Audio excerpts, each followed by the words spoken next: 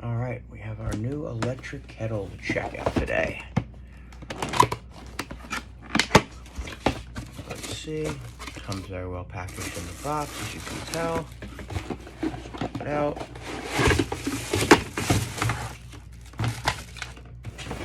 What's in here? We have instructions.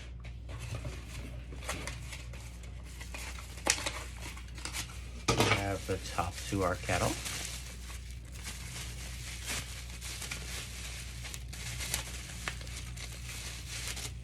Top to our kettle, which means this must be the bottom base charging unit to make it hot.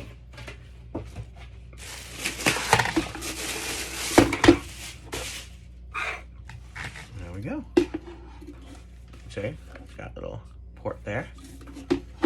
Lines right up, sits on it nicely. Remember, see, it sits nicely and flush.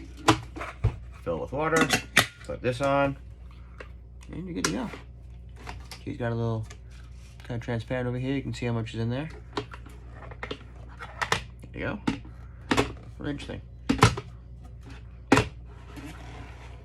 Yeah, nice looking unit. Looks pretty cool.